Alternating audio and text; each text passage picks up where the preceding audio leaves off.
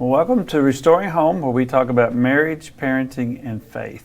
And today we have some guests with us, Robin and Grant Luton, who we have had before, and we're glad you're here. But today we're going to talk about the topic of how to be the best husbands and the best wives that we can be.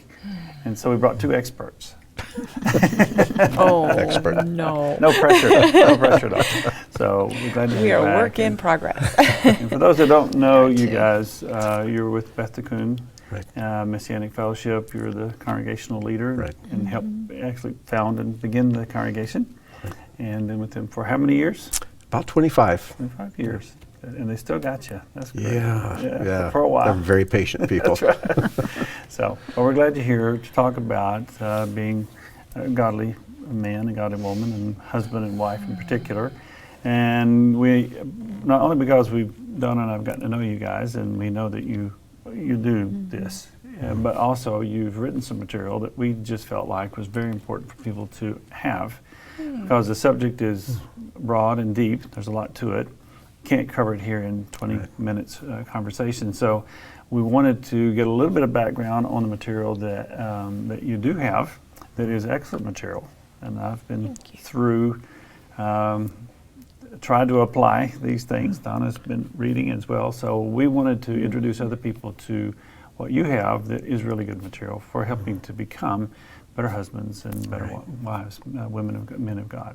So, Donna, if you want to, if you can just ask a little bit to Robin about her book. This is my copy. Aww. And I love it. And I'm so thankful for it. So blessed. Thank you for all your hard work. Thank you. Putting it together. So, can you just tell the story of why you decided to write it? Just the process? I never intended to write a book. Years ago, I, like so many women in the faith, stumble onto that chapter 31 of Proverbs. And it can appear like a demoralizing how-to list that we all fall so short of that we don't even like to read the chapter. And I've met so many women, and I kind of felt that way myself because I didn't understand what the chapter was about. And as I started to prepare a study to share with ladies, I realized this is like a portal into a place that I want to know about. And so I started to collect notes to teach little studies. And then those little studies became a little bit bigger. And as women would gather, the idea of a book was brought up to me. And so over the years and years, I just had this pile, like this drawer of notes and tidbits and quotes and things. And finally, I buckled down. I started it like 5 years ago. It took me a while just to kind of formulate a way to put it in book form, and finally finished it last year. Yeah. Why don't you give them the name of the book? Yeah, I didn't even mention that. Valor. Valor, Messianic Journey Through Proverbs 31. Right. Valor says it all, doesn't it? So, during that process of writing, did you ever have a time where you were just like, this is too hard? I mean, I would love to write a book. I can't imagine doing it, though. Every time I wrote, it felt too hard. And then when I thought it was done and the editing process began, it felt really too hard. You've probably experienced that. But I had encouragement. And honestly, Donna, I sensed this was something I was supposed to do. And I thought, even if nobody ever reads this book, I need to finish this book because I believe he wanted me to finish this book. Yeah. Well, it's Did you have any priceless. help? Did he do anything? He helped. He did. really did, especially at the end, just editing through and helping me flesh out some things and flush out some things. Kind of painful, but it was good. Well, there's a chapter per verse, or 22 per verse. Sounds weird. Per verse, one each. And the Woman of Valor, the Ishet Kyle passage, is 22 verses because there are 22 letters of the Hebrew alphabet, and each verse starts with a consecutive letter of the alphabet. Well, there's one verse that says her husband praises her, and she was just going to skip that chapter. I mean, she just felt weird writing I that alluded chapter. to it, but I didn't. So I said, you've got to have a chapter on that. So I volunteered to write that He chapter. did. I enjoyed writing that. So, yeah. Great. This book is deep. Is it? Yes. I mean, you have to chew on it. But I just like this scripture here, this verse. She is like the ships of the merchant. She brings her food from afar. And Robin starts out, how is the woman of valor like a merchant ship? What kind of food is she bringing from afar? And where is afar? To appreciate this amazing imagery, we must review the concept that we as humans are amphibious. We dwell in two realms, the visible physical world and the invisible spiritual world. And that's really what you introduced us to, is that getting into that spiritual world, but applying it to real life. That's what I found so beautiful about the Ishakayol. That means, of course, that's the Hebrew for woman of valor. And that's why I chose that particular verse to use for the cover. Yeah. Because that verse, The merchant ship. and it just became such a special concept to me. You know, it won't be long. This evening we'll be lighting Shabbat candles. And one of the things over the years I've come to appreciate is when I light those 2 candles every Shabbat, I realize that there is a physical realm that we see, and there's an invisible realm that is so real. It's become even more real to me than the physical a great deal of the time. And God has called us as humans to dwell in both. You know, we're not angels and we're not animals. Angels are only spiritual and animals are only physical. We're humans. And the woman of valor is the picture of a person who has a relationship with God and is able to dwell in both realms simultaneously in perfect balance at every second. Do we achieve that? No. But it paints a picture of what that looks like. Yeah. There was only one who ever came and lived a life like that. Right. And that's our Messiah. So he was certainly a man of valor. But that's what, and where does she go, Donna? This woman of valor who is like the merchant ship, she leaves the safety of the shore, the physical shore that is so familiar and tangible, and she launches out into deep waters, away from the safety of the land and maybe the company of others, and she goes out into the depths and into the unknown to pray and to connect with him. And she does it on her own. And what does she bring back? She brings back food that she gathers only that way, only by investing time. You know, a merchant has commodities that are valuable to trade for something that to that merchant is even more valuable. And I've come to believe that the woman of valor demonstrates trading her time and her devotion in fellowship and in prayer and in meditation away from the shore in that other realm. And then she brings back food for her household as a result. And I love that picture. Yeah, that's beautiful. Yeah. So, what was your main takeaway with all that study and putting that book out there? What would you say? The main takeaway, there's so many. I could write a book on it. You know, we often think of God as our Father, and He is such a good Father. And then we learn to think of Him as our King, and we become part of His kingdom, and we learn to live kingdom life, hopefully.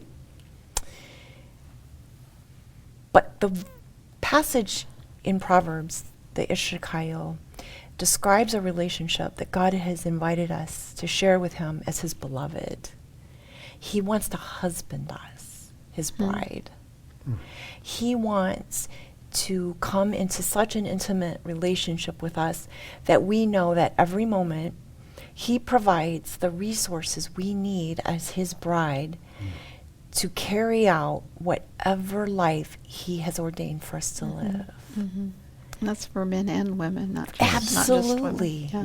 For married, for unmarried, for men, our and for husband. women. Yeah. But as women, I believe we have a special invitation to demonstrate what this looks like Yes. to the world. And Yeah. the world needs to see it. Mm-hmm. And the world doesn't see it much, which is why this passage opens with a woman of valor who can find. She's so rare. She's so rare. And she's not discovered incidentally.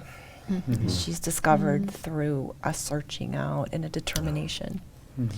So how would you recommend for a family to use this book? I've actually designed a devotional type of questions that women can use personally as they go through this. This is more of a personal journey. Okay. You can use it as a discussion group, but I really envision it more as a personal journey. And as you take a personal journey with him and become more acquainted and more intimate with him, that is going to affect everything you do in your household, especially with the man you live with, you know, because as you learn how to be a woman of valor, it's so much easier to know the role that you're to play in a marriage. Yeah. And it just becomes elevated. Yeah. That's beautiful. Thank you. Thank you. Good, great. I'm glad you wrote it. Me too. And a woman of valor is hard to find. Hard to find. Yes. And so is a good man, Yeah. which is why it's important what you've got there to talk about. Your book, Adam Loves Eve. Yes. And I've been through that, and another that was similar that you had recommended some time before this came along. And a lot of my buddies that I've recommended this to, and counseling, I often recommend this book to men. It's the Bible's guide for men seeking a better marriage. Right. And it happens whenever you become a better man. Right. And so, just briefly introduce Sure. the book to us. Well, like Robin's book is primarily for the woman, this book is exclusively for the man. Adam Loves Eve. And I wish I could say it was my book. I did not write the book, even though my name is on the front. There's a story behind this. A good friend of mine wrote this. And one evening he gave me a call and he says, "Grant, I've written a book. It's the most important book I've ever written." He says, "But there's some personal things about my own marriage in here, and I don't want my name to be on it. I would like to put your name on this." And it's like, so there's part of me thinking, "Oh, wow, that'd be great," because it's a wonderful book. And I had him send me the manuscript, and he says, "What I'd like you to do is just read it over, kind of make it your own, put your own stories in there, and then you just put your name on it." And as I read it, I realized there really wasn't much I would change about the book. I shared a couple anecdotes and so on. And I said, "Let's do this. Let's just make it anonymous. I'll write the foreword for the book." And as I said, I sent a couple anecdotes to add. And Russ Resnick, who I have never met, wrote an appendix for the book. But the body of the book itself is anonymous. I know who it is, but he wishes to remain anonymous. And it is an absolutely wonderful book. It's exclusively for men. So women, you're not allowed to read it. If you do, just don't let your husband know. And the reason we don't want women reading it is because they might get expectations and might do a squeeze play on their husband. "Hey, read this book, do these things." But we don't want that happening. The man needs to motivate himself to do it. You mean you can't be nagged into submission? Yeah, it gets problematic when that happens. Yeah. So. Well, I would say that for myself and for most of the guys, if not all the guys that I've talked to who've really been through this, they will say it's the most difficult thing that they have ever read. Not that the book is difficult to understand, but it really hits the spot, and it challenges us where we need to be Yes, challenged. We know it's true. Yeah. When you read it, Yeah. you know in your heart this is on the money. That's you right. cannot argue with it, but then you have to decide if you're going to do it or not. Yeah. And it is a real challenge because it really grabs a guy by the ego and says, Yes. what are you going to be Yes. here? It's just such very great One insight. of the things the book emphasizes, and I emphasize in the foreword, is you cannot change your wife. You might as well just bang your head against the wall. It do about as much good. You're not going to change your wife. You can change her for the worse, You can drive her away. You can put distance between the two of you. You can't change her. What you can do is change yourself. And the wife is a divine mirror. When you look in the mirror, you don't like what you see, you change yourself, and then you'll start liking what you see in the mirror. And Rabbi Shalom Arush wrote a book called The Garden of Peace, which is about this very topic. And it's very rabbinic, very Orthodox Jewish flavor. And so my friend, when he read that, I'd recommended it to him quite some time ago. When he finally read it, he said, we need a messianic version of that. And that's what this book has become. And it's a wonderful book. When I volunteered to write the foreword, I wasn't quite sure what I was going to write. But there were two things that were playing around in my mind. One is a quote from G.K. Chesterton, which I use at the front. It says, Chesterton says, marriage is an adventure, like going to war. And just to read one short paragraph, Chesterton was correct when he said that marriage is like going to war. All marriage involves warfare. You may, however, have been fighting the wrong enemy. Your battle is not with your wife, your battle is for your wife. If you are up for the fight, this book will equip you with the necessary strategies and tactics to win the battle and become a hero in the eyes of your bride. That is, if you are up for the fight. Don't we crave that? Yeah. So Someone to fight for us. the other thing that was in my mind, and I'd use it in a teaching just maybe a year or so earlier, is a painting by Edmund Layton. It was painted over 100 years ago, and they used that for the front piece of the book. And my friends have a nice framed copy of the painting. I'm sorry, Robin. I'm going to have to block you out for a moment, but this is the painting. And probably everyone has seen this somewhere at some time, and it just leaves an impression. But I don't know of a picture that better captures what marriage is all about. And because you see the woman here, and if you talk to little girls or women, they all say, I want to be that woman. And if you talk to a man, he's honest enough, he'll say, I want to be the knight. I want to be him. But the thing that stands out to me here is that it's a Mexican standoff. They're both being very vulnerable. I mean, here's a knight who's trained in battle and warfare and hand-to-hand combat, and if he wanted to, he could snap that girl in half like a stick. But on the other hand, she's got a sword right there next to his neck. Just a little slight move, and he's a dead man. So each one is being completely vulnerable before the other. Each one is completely trusting the other. And she is trusting him to fight her battles, to protect her home, her castle, and to defend her honor and everything about her home. She doesn't go out and do the fighting. He does the fighting for them both. On the other hand, she's a woman worth fighting for. She inspires him to be everything he can be. By being a woman of valor, he can become a valorous man. But one of the things, the image that really strikes me, it's easy to miss, is over here on the side, you see an old man and then there's a young boy. And that young boy is looking right down at that man, thinking, I want to be like him. And one of the things we have to realize is that our marriages aren't just about the wife and the husband, but about the kids, about the grandparents, about the community, about the nation, about the people of God. It's a picture of the bigger picture of Messiah and his bride. It's all on the line. Everything comes into play. And so it's a wonderful picture, and I write about it in the foreword. But that really, I think, encapsulates so much of what this book is about. Men these days become very effeminate, lazy, and passive. And as a result, women have to take on the roles of men, and they become less feminine.